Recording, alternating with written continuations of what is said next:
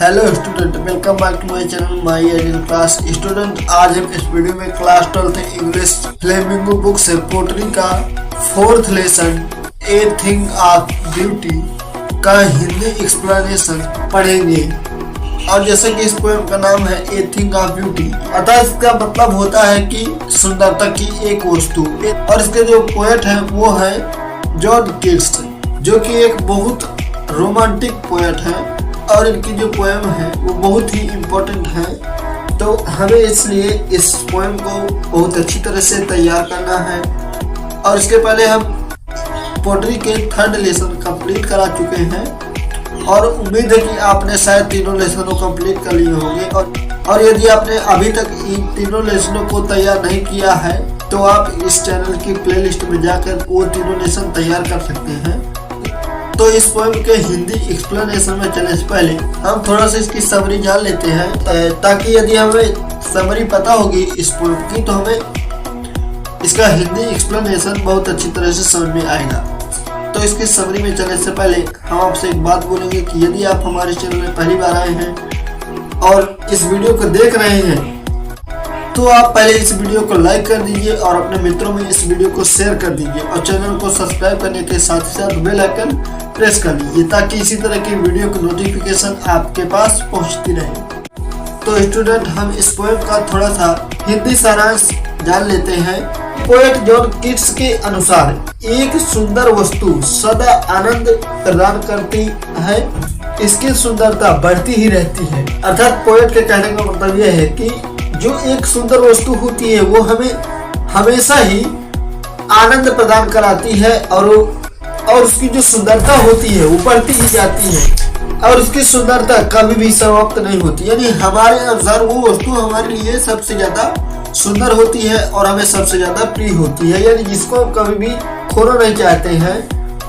और वर्तमान में सभी का जीवन दुख, अंधकार व निराशा से भरा हुआ है।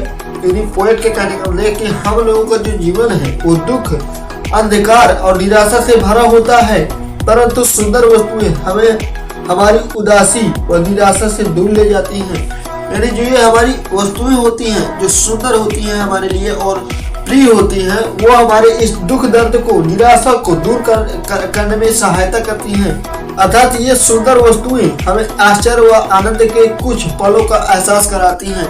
यानी उस दुख दर्द को तो याद दिलाती हैं, लेकिन उसी के साथ ही साथ हमें कुछ आनंद भी दिलाती हैं। और ये सुंदर वस्तुएं हमारे मस्तिष्क पर स्थायी प्रभाव छोड़ जाती हैं, यानी एक अच्छा प्रभाव भी डालती है। दुख दर्द तो हमें याद आता ही आता है, लेकिन इसी के साथ कुछ न कुछ हमें आनंद भी प्राप्त होता है इससे।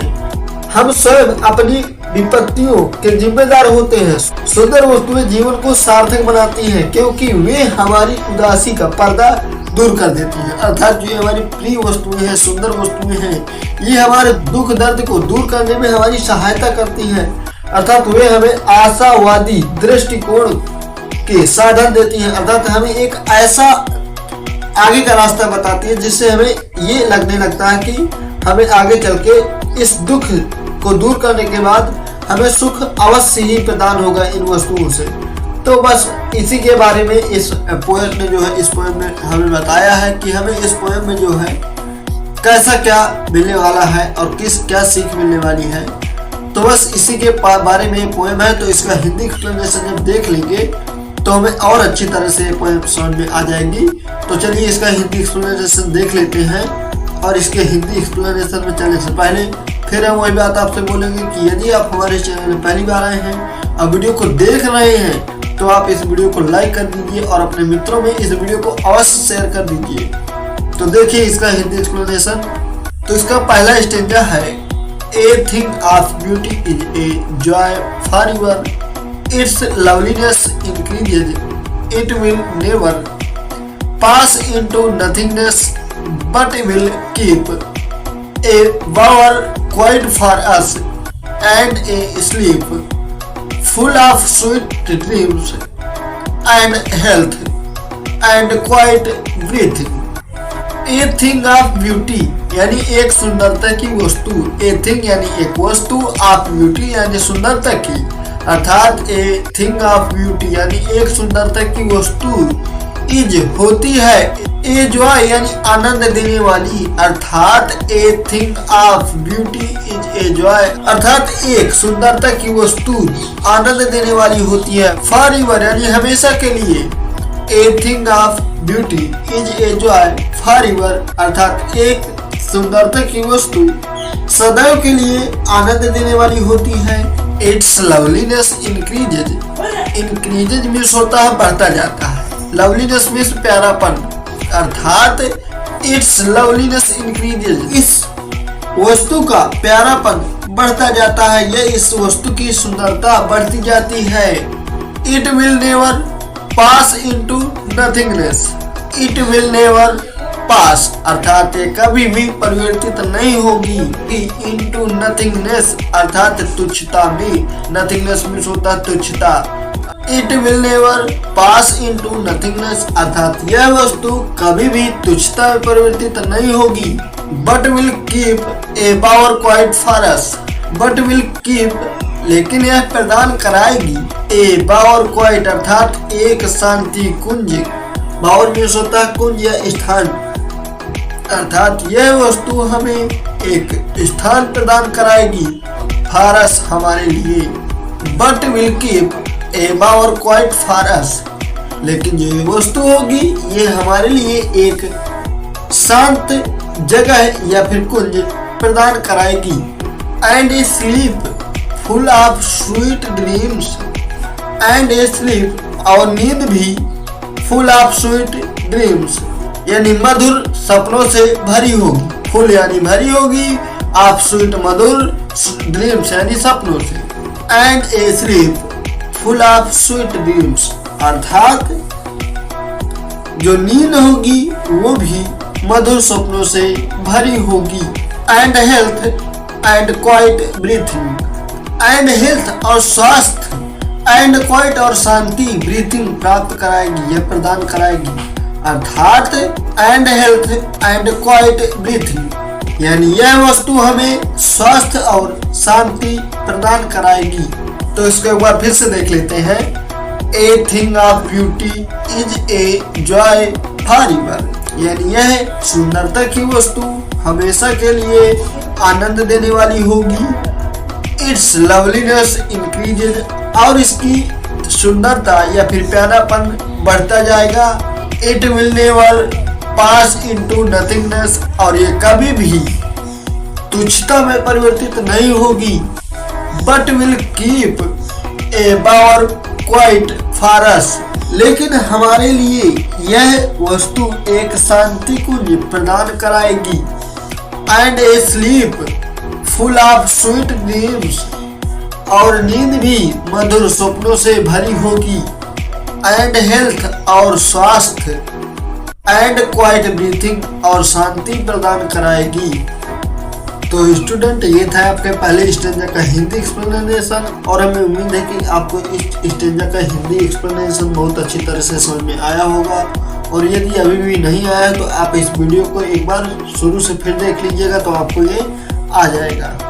तो देखते हैं इसका सेकंड स्टेंजा का हिंदी एक्सप्लेनेशन। और सेकंड स्टेंजा के हिंदी एक्सप्लेनेशन में जाने से पहले फिर हम वही बात आपसे बोलेंगे कि यदि आप हमारे चैनल में पहली बार आए हैं तो आप हमारे चैनल को सब्सक्राइब कर लीजिए, बेल आइकन प्रेस कर लीजिए और अपने मित्रों में इस वीडियो को शेयर कर दीजिए। तो देखते हैं इसका सेकंड स्टेंजा का हिंदी एक्सप्लेनेशन।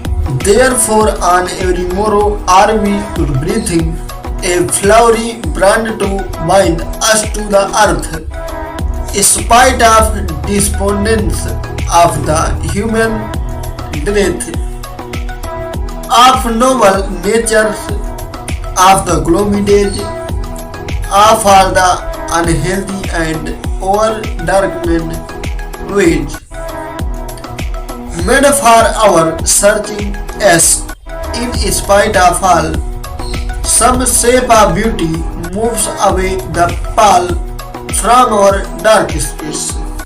Therefore यानी इसलिए on every morrow यानी हर आने वाले कल के लिए are we breathing मीन्स होता है बनाना या फिर बुनना। तो आर वी वेयरिंग यानी हम बुन रहे हैं या बना रहे हैं। Therefore on every morrow, यानी इसलिए हर आने वाले कल के लिए we are breathing, यानी हम बुन रहे हैं a flowery brand to bind us to the earth. A flowery brand यानी एक फूलों की माला, बांड मीन्स होता है माला। A flowery band to bind us यानी एक ऐसी फूलों की माला जो हमें बांधे रहेगी टू द अर्थ यानी पृथ्वी से। A flowery band to bind us to the earth, अर्थात इसलिए हर आने वाले कल के लिए हम स्वयं को इस धरती से बांधे रखने के लिए एक फूलों का माला बुन रहे हैं। स्पाइट ऑफ डिस्पोंडेंस, अर्थात निराशा के बावजूद। स्पाइट ऑफ डिस्पोंडेंस का मतलब होता है निराशा के बावजूद। Of the inhuman dearth of noble natures, noble means होता है श्रेष्ठ, नेचर्स मीन्स होते हैं आचरण, इनह्यूमन मीन्स होता है अमानवीय, अर्थात श्रेष्ठ आचरणों की अमानवीय कमी के बावजूद। स्पाइट ऑफ डिस्पोंडेंस अर्थात निराशा के बावजूद। Of the human dearth of noble natures, और श्रेष्ठ आचरणों की अमानवीय कमी के बावजूद। ऑफ द ग्लोमी डेज, और ग्लोमी मीन्स होते हैं उदासी, डेज मीन्स दिन, अर्थात और उदासी के दिनों के बावजूद। Of all the unhealthy and over darkened ways, unhealthy means होता है अस्वस्थ, और डार्केंड वेज मीन्स होता है अंधेरे से भरे हुए रास्ते, अर्थात of all the unhealthy and over darkened ways, अर्थात सभी अस्वस्थ और अंधेरे से भरे रास्तों के बावजूद। ओवर मीन्स होता है भरे हुए, डार्केंड मीन्स होता है अंधेरे से, वेज मीन्स रास्ते, अर्थात सभी अंधेरे से भरे हुए रास्ते। ऑफ ऑल द अनहेल्दी अर्थात सभी अस्वस्थ और अंधेरे से भरे हुए रास्ते।